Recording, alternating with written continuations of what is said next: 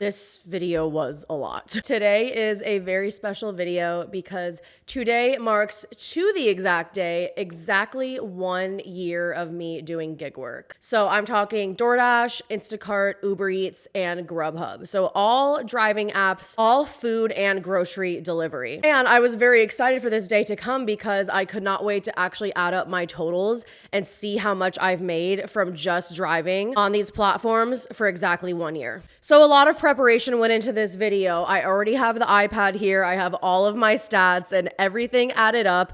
I had to do probably like 30 minutes of focused spreadsheet work to get all of these numbers. So I have a lot to tell today. Before we get into it, my name is Madison, and on this channel, I like to show my journey through gig work. And I also like to talk about money tips and money psychology. So if those things interest you, you should definitely subscribe and stick around. And you're definitely going to want to see this video to see what the totals of my efforts were for an entire year of gig work. So I started doing DoorDash in 2025 on exactly June 1st.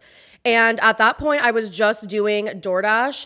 And about a month later, I added Uber. And about a month after that, I added Grubhub. So for a very short period of time, I was only relying on DoorDash. And then all the way from June to November, I was only doing those 3 apps. So I was doing no Instacart and grocery orders. I was only doing the grocery orders that would come in on DoorDash and Uber. So for about 5 to 6 months, I was not doing any Instacart. And as you will see later in the video, Instacart does make up a pretty large amount of the money that I've made. So even for several months of the last 12 months, about half of them, I didn't even have Instacart yet. That also is going to make my earnings a little bit lower, and you'll see in the breakdown why I'm saying that. To the numbers. So in 2025, from June 1st till the end of the year, my total income was $18,637.31. Also kind of funny that I just so happened to start at exactly June 1st because that was completely unplanned. And it's funny how that worked out because it's literally exactly 6 months. So I made about $18,000 in first 6 months of doing this work. So that comes out to about $3,000 a month, roughly. So to start with the expenses. So of that $18,000, $13,645.44 was all of my expenses. So that means about roughly $5,000 was profit, and that is the only number that I'm actually taxed on. $3,726 of this was Everlance. So that is the app that I use to track all of my business miles. There are several different apps you can use. This is just the first one that I found, and I just went with the first thing I saw, and I haven't had issues with it. So this is just an app that will automatically track your trips, and then you can classify everything as business or personal use. And that is the total of all of my claimed business miles. And this is just the standard deduction. So where this number is coming from is taking all of the miles that I drove for business and then applying the IRS standard deduction for business miles and multiplying that by the amount of business miles that I drove. So that is how we come up with that $3,726 as a deduction. And this is where it gets really interesting because that means $9,919.44 was all tip income. And because of the new law that was passed last year, there is no tax on tips up to $25,000 in 1 year. And because I started doing this work halfway through the year, there's obviously no way I was going to get close to that threshold. So that means all of my tips for last year were all deducted, and I did not pay taxes on any of those. So that means for the tax year of 2025, I only paid taxes on about $5,000 in profit, but my true profit was actually around $15,000. That's how powerful this new tax law has been. That's a summary for 2025 for last year. And now getting into 2026. So we're going to take from January 1st of this year up till present day, today, June 1st. I have made $23,480.95. So as you can see, that's already a pretty substantial increase from the previous 6 months because of adding Instacart. And even better because Instacart is a lot more of a tip heavy platform. Of that $23,000 in income, $20,714.16 was expenses. So that means only roughly $3,000 of that $23,000 is what I'm actually going to be paying taxes on. And that shows you how large of a percentage the tips were, which are all going to get deducted and not going to be taxed. Of this $20,714 in total expenses, Everlance, which is the true cost of actually doing this work, because that is, again, all of the business miles that I drove. This does take into account gas, wear and tear on the vehicle, things like that. So it is a total of the actual cost of operating a vehicle for business. $4,520.57. So that was my true cost of actually doing this work. Of that $23,000 in income, about $4,500 was the actual true cost, and the rest of that is going to be profit. So that means $16,193.59 was all tip income. And again, that is $16,000 that is completely earned income that is not taxed. So to give you a total summary, now that we broke down 2025 and 2026 up till this point in time, now we can actually see a full 1 year. And obviously this is not a full tax year. It is just exactly 1 year of total time of doing gig work, because that's the numbers I wanted to be able to give you. So it is a little bit more confusing because it wasn't all one tax year. But the important thing is, exactly 1 year of doing gig work, my total income was $42,118.26. So that is the grand total of income earned in 1 year of doing gig work. And before we get anything else into expenses and any more nitty-gritty details, I know there's a lot of numbers in this video, just to take a second and kind of reflect on that. When I first started doing gig work, I had literally no idea that I could even make this much. And I didn't even have a goal or anything. I just kind of dove into it one day. I was like, why am I not doing this? I used to do DoorDash when I was in college, and that was actually the main way that I made income while I was in college. But I hadn't been back to it in years. And my mom was actually still doing DoorDash. And then literally one day, I don't even know why, one day I was like, I have time. I can put in extra work on the weekends, especially. And because I have a standard 9 to 5 type of job, that means I have a lot of the busy times free, the busy times on DoorDash, which is usually dinner, and then the weekends, those are the best times to work anyway. And that's when I already have that open. So why not just try it and see what happens? And a year later, I'm making $42,000 of income, which is a full-time salary off of part-time work. This was not the intent whatsoever when I first started this. It was kind of just let's see what happens. And then as soon as I got Instacart in November of 2025, that definitely is when a lot of things changed. And when I realized that there was way more money to be made in this space than I thought. And it has changed so much since I was in college. Just for context, I am 28 right now. So I graduated college 6 years ago. Actually working DoorDash about 8 years ago, which is kind of crazy to think. That was the first time I was actually working DoorDash.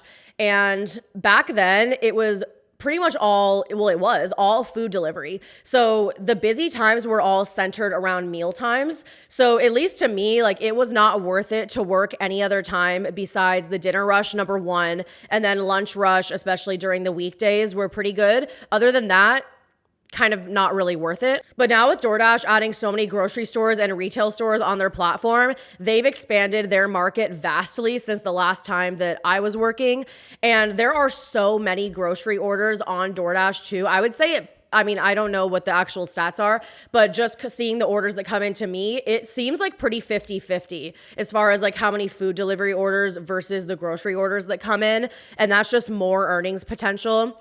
And then Uber Eats the same. There's a ton of grocery orders on Uber Eats. So once that kind of became a part of the picture, that's when the earnings potential really skyrocketed, at least from what I've seen. And just to give you a little bit of an idea, back when I was doing this in college, it was typical for me to make about $500 to $600 a week. And that was enough for me. I was working part-time. I was working around my schedule for academics. So around all of my classes, homework, everything like that. So it still did give me most of the time. Having the weekends and the nights for the most part were open.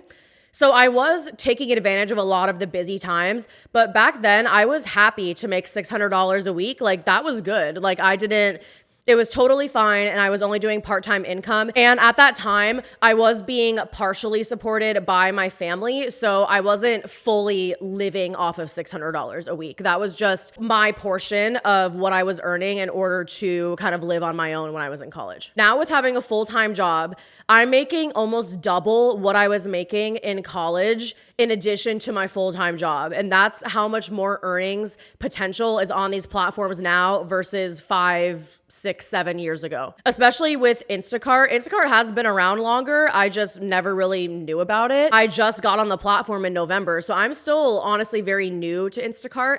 It's just been like a very, very big earner for me. And ever since I've got it, it's been my number one platform. A different experience from DoorDash and Uber, and if that's what you're more comfortable with, because the grocery shopping orders, it's a totally different type of thing to get in the habit of doing.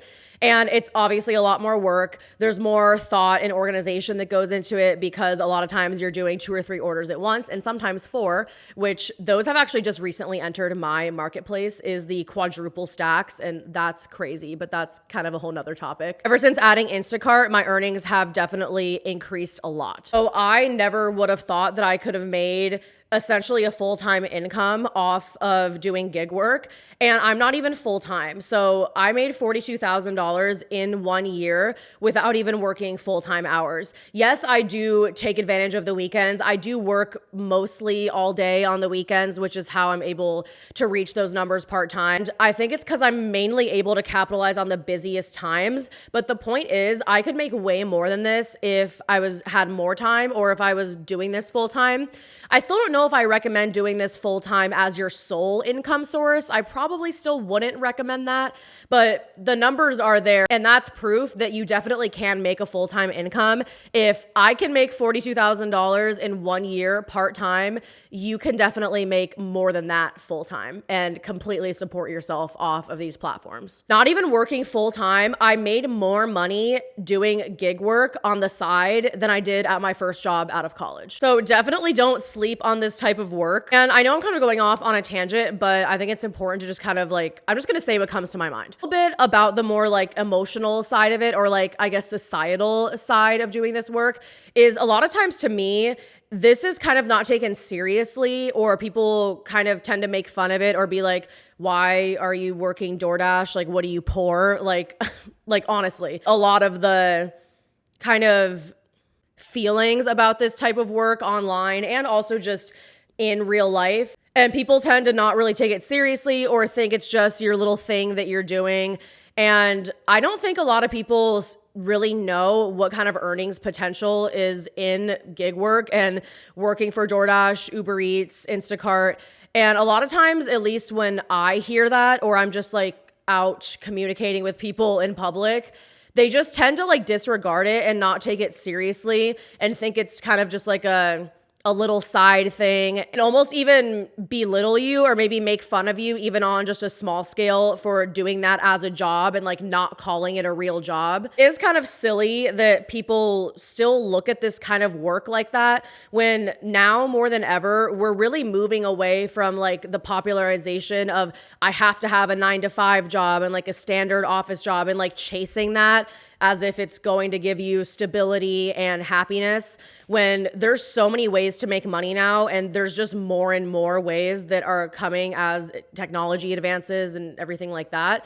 So kind of frustrating to see people look at it kind of more as a joke or like not serious income. And the numbers literally say differently.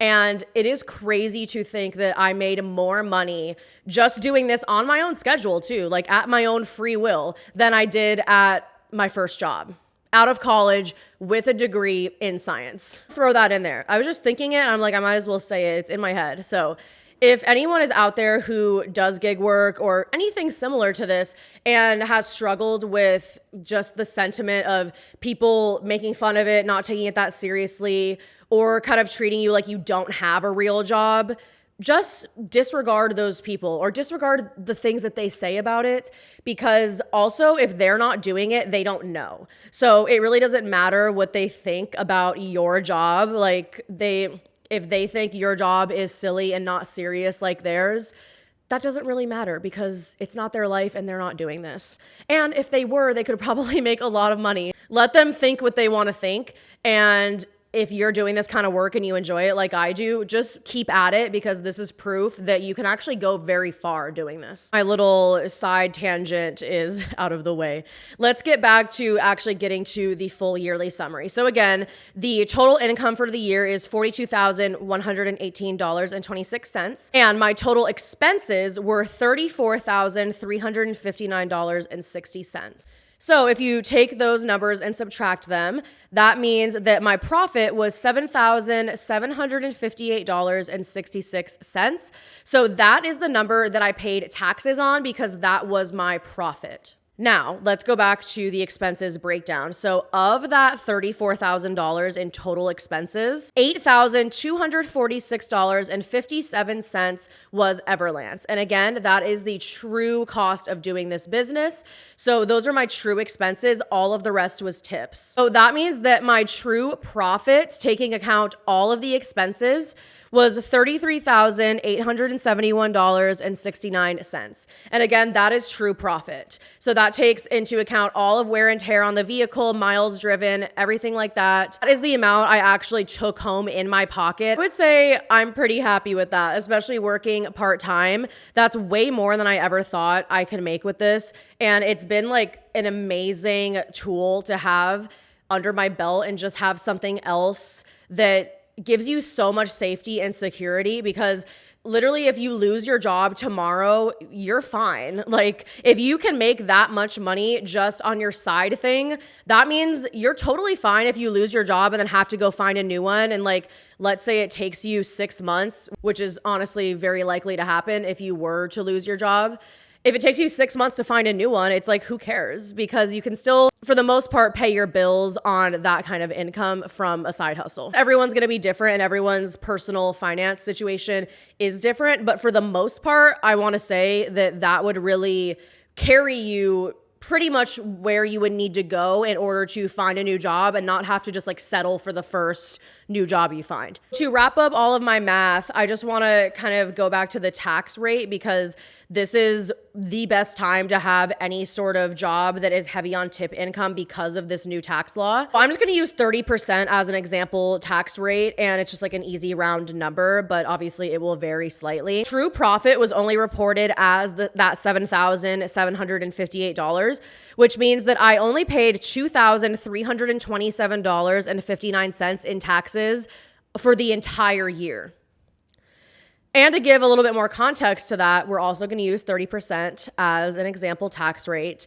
If that tax law, no tax on tips, did not exist and things were going as they used to go, then I would have paid $10,161.51 in taxes on that income. That means I paid 5 times less taxes on my income because of this new law. And if that doesn't convince you, I don't know what will, that you need to get a job that has heavy tip income and just take advantage of the new law. This is just a big thing to take advantage of what we have in the present day. Like this was not a thing several years ago. And it's definitely an unfair advantage, you could say, right now. Even if you have a regular job, if you can go find anything on the side that is heavy on tip income, you're gonna come up big because you're paying so much less in taxes. So that was my little summary video. I know it was a lot of numbers. So anyone who actually made it to the end, please tell me in the comments, like, thank you so much if you actually watched all of this because it's a lot of numbers.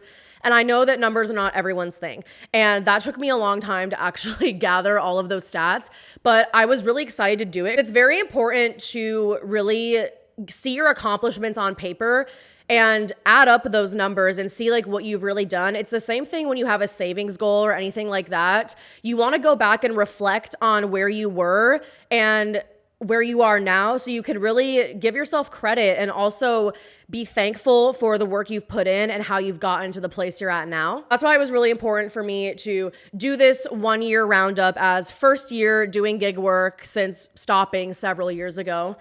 And I just want to leave you with one, pursue gig work or any heavy tip income job in this present day because the tax advantages are insane. Two, if you do this kind of work and people laugh at you or think it's not serious, who cares what they say? And three, if you don't do any gig work and you've maybe been thinking about it or you just want a side hustle and like kind of need more money right now in general, please try doing gig work. Get on DoorDash, Uber, and Instacart, and this could literally be you. Like, you could start doing this tomorrow and already be making money. So thank you so much for watching this video. Please like the video if you enjoyed it. It would really, really help me out. And subscribe if you like videos like this and kind of want to follow around more with me on my gig work journey and kind of day in the life doing gig work, as well as money tips. Thank you so much for watching this video, and I will see you in my next one.